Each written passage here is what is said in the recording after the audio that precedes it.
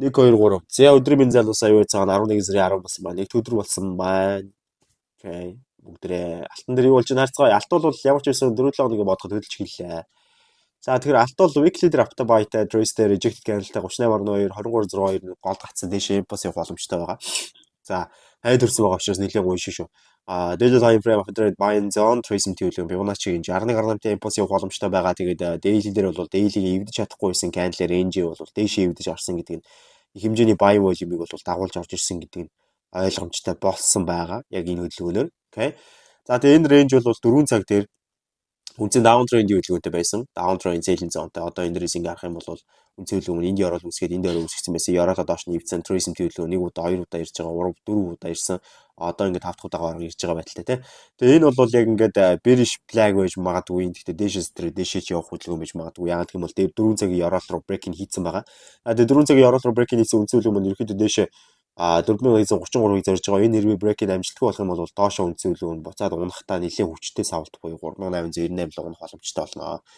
30 минутын дээр бол яг одоогийн байдлаар хөдөлгөөн up trend buying zone-тай байгаа. Яг гэх юм бол сүүлд бол энд өндөр яралыг эвдэж down trend selling zone-тай болоод яроолоо дараа нь ерөөсөө эвдэж чадаагүй учраас энд ерөөсөө SW high гэдэг зүйл үүсээгүй.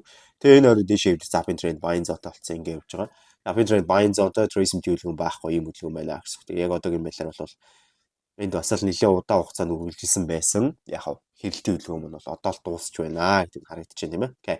За ингээ хэрэд авахгүй бол ер нь бол би хангалттай цагаан арилж гарна нэтгэлтэй байгаа. Тэгээ 30 минутын Trace хөдөлгөөн бол одоогоор ирээгүй. Ер нь цааш дээр ирэх үгүй юм бэл тодорхойгүй байгаа. Ер нь ирэхгүйгээр дэш өсөж чиж магадгүй. Ирчүүл тэрлүүц ирэхгүй бол тэрлүүц. Бидэрт бол нэг амар өөрчлөлт гарахгүй.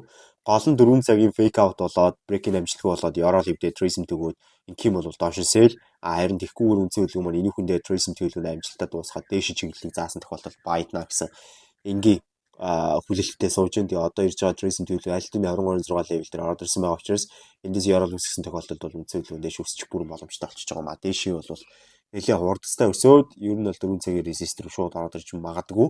Тэгэхээр энэ өсөлт бол хамгийн чухал байх болно одоогийн байдлаар. За ийм байна залуусаа тэгээд энэ 7 хоног 4-7 хоногоос хамаагүй илүү гайхалтай бүр тасархай 7 хоног болно. Итгэлтэй байна бүгд намжтай сэж авах. Баярлалаа баяртай. Удахгүй арилж байгаараа уулзцгаая.